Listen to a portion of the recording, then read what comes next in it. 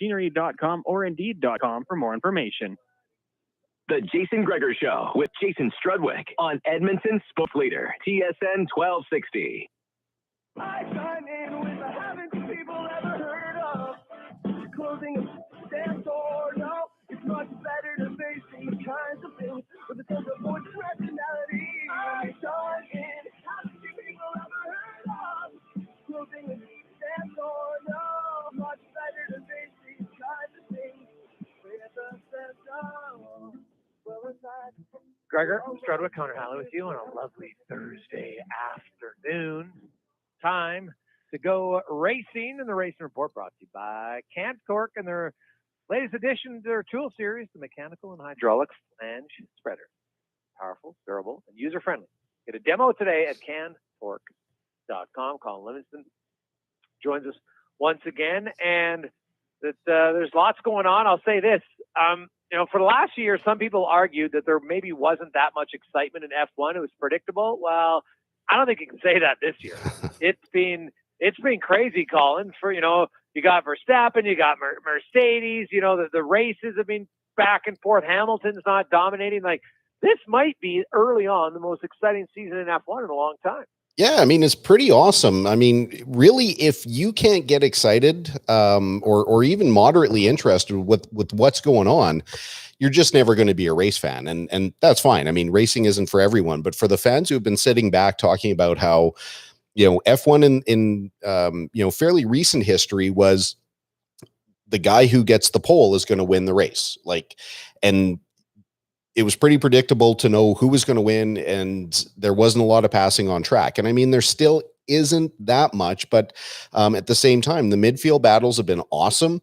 We're watching a lot of rookies, kind of cut their way through. That realistically, the races are going to be won between Verstappen and Hamilton. But you also have to know that the secondary cars with Bottas and Perez are also going to be in contention. And when those guys are having off days, if they have incidents on track, then it's anyone's game. So, from an excitement standpoint, it can't be any better with the way the rules are right now. But they're definitely setting up for a great season. And, when it comes to next year, when the new rules package and the new cars come in, I mean, it's going to be anyone's game at that point. Colin, you touched on the midfield battles, and then for some younger drivers coming up, what kind of things do they have to learn, or do they learn in those mucky areas in the midfield that they're able to push themselves now to the top third of the group? Yeah. I mean, for the newer drivers, the step from whatever they do to get to F1 is a massive step. It's not like anything else where, you're maybe in AAA ball where, the pitchers are throwing as hard, the guys can run, at the same speed, and they're just a little bit better at what they do. The step from things like F2 to F1 are monstrous. Generally speaking, when rookies come in, or younger drivers come in to F1, they're not with the better teams. They generally come in like, George Russell right now with Williams, they're definitely the second worst team for pure performance right now. George Russell is widely accepted as one of the better drivers in F1. He's, learning his craft. He's learning how to adjust to the world of F1. So that, eventually when it seems like the inevitable, when he moves over to Mercedes here as early as next year, he's going to be in a mindset where he's familiar with the tracks, the travel, the rest of it. And then he can really just get into an awesome performing car. We're seeing, one of the rookies right now, Yuki Tsunoda, he jumped into a pretty competitive team. Now they're a mid-pack team with the AlphaTauri, and he's got his hands full. One of the biggest mistakes that people make, I'm guilty of it as well. It's a hard thing to overcome is overdriving, which sounds kind of funny, but there's always a maximum threshold. And when you push too hard and you're too aggressive with your car, you slow down or you crash. Like with a Formula One car, when you go past that limit, it's it's never good. And I mean, Yuki has made a lot of really silly mistakes this year. Kid's a supremely talented driver, but one of the old adages in racing is it's pretty easy to teach a driver to slow down, but it's really difficult to teach a guy to go faster. And these guys are going to get it in time, but yeah, I mean that's where where they start shaking things out, is if you can have moderate performance with a mid-pack team, then you become in contention for the Ferrari, the Red Bull, the Mercedes. Colin Livingston joins us in the CanTorque Racing Report. Let's switch over to IndyCar, and I don't know who did Penske annoy, because man, they've had the ultimate heartbreak this year in the last 3 races. Man, it's a killer. There was a lot of speculation when Roger Penske bought IndyCar and bought Indianapolis Motor Speedway that they were, their teams were going to get preferential treatment, and are the rules going to be working in their favor and all the rest of it. I think, based on the fact that this is about the longest Penske's gone without a win, and let alone that, like, they've been in contention. The last 3 races they've had, Joseph Newgarden and Will Power have basically had the races in hand and should have driven off towards the end of the race and have the most obscure things. We talked last week about Will Power and his strange shutdown schedule on his car when they had to red flag, couldn't get the car refired, ends up finishing at the back. Last weekend, Road America, one of the greatest racetracks in the world, definitely one of the best in North America. Beautiful 4-mile long road course. Rolling hills, high speed corners, slow speed corners. It's got a little bit of everything. Newgarden didn't put a tire wrong, didn't make a mistake, ran a perfect weekend, pole position, was up front all weekend. Last, they mentioned a little blip that he had early in the race with his transmission. Didn't seem to, turn into too big of a deal. But then late race caution, restart, his transmission failed. He ended up again at the back of the pack, lost another awesome opportunity. I mean, the good news for Penske is their cars are quick right now. Bad news is they've got just a ton of bad luck. Obviously, they're doing a lot of right things, but the luck thing you just can't overcome. Colin Livingston for the CanTorque Racing Report. Let's shift over to NASCAR, and you look at Kyle Larson. He just, is he unbeatable at this moment? If so, why? Why? I mean, he's an exceptionally talented racer, and right now that team has got their hardware figured out. I mean, we've talked a lot about the Hendrick juggernaut the last couple of weeks. They've been just awesome, but Larson is the guy that's he's a full step ahead of the next closest driver within that group. Larson really in a league of his own, and what's super cool about this guy, and I'll keep saying it as long as we brought this guy up, he's not just racing on Sunday in Cup. Like, when he finishes his Cup level races, he goes and jumps in a dirt car and races for like $3,000. The funny thing was, he won the all-star race, the quote unquote all-star race, which came with $1 million prize. The next day he was in a dirt car, won that race, and it was a $6,000 total, bringing his 2-day total to $1,006,000. Like, the guy just loves racing. And right now he's absolutely untouchable.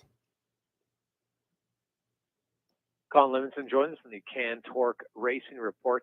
Yeah, he is pretty untouchable, that's for sure. Now, looking at a few things maybe closer to home, Colin, in the karting series, you guys got back on track, and is July, when are you guys going to be back to full racing? What's it looking like for the local karters? Full racing for karting?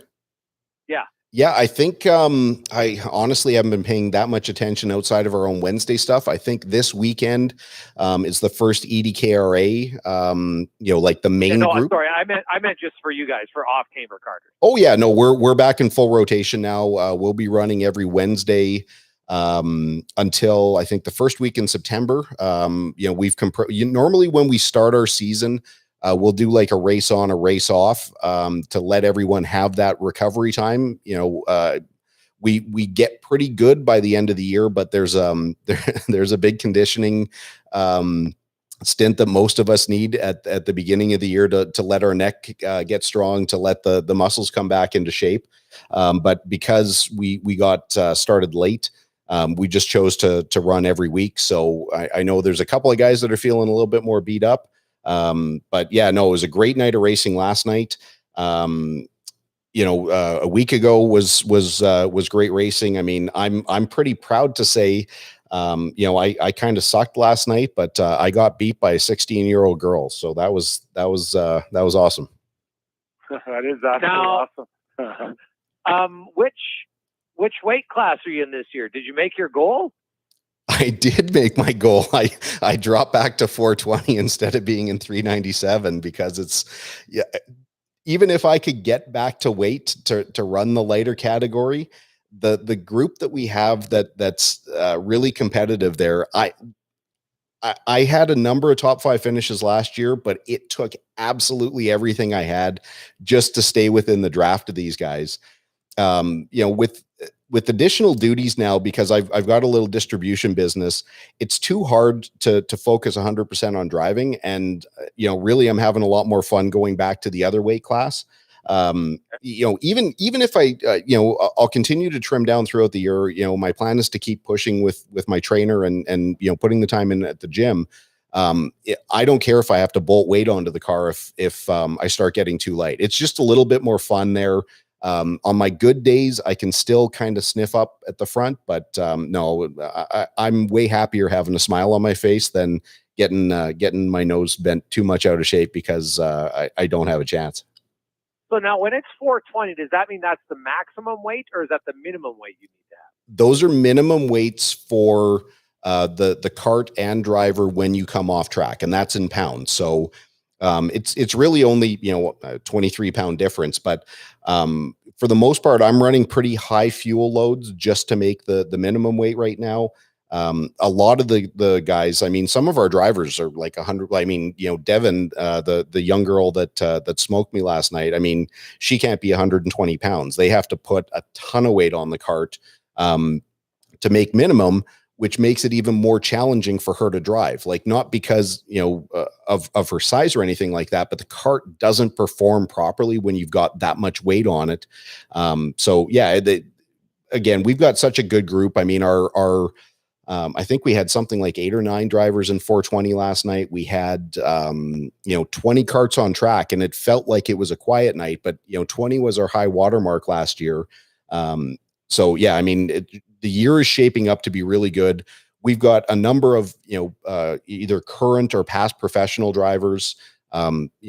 Guys like me are kidding myself if I think I'm going to, compete with Matthew Taskinen or Noel Dowler or Griffin Dowler or any of those, Jared Freeston that, has gone to the Worlds in the past. Like, it takes an act of God and a lot of bad luck for them, for a guy like me to have any chance. But, it's not always about finishing up front. Like, we've got such a great group. To put it in perspective, when we were all done last night, we fired up the barbecue. Everyone has a cold drink and a burger and a dog, and we sit around and make jokes about where we made our mistakes and the massive brain fart that I had last night when I thought we were done after 2 heats and I was undressed and packing my stuff up, and the folks asked why I wasn't making the final. I'm like, we're done.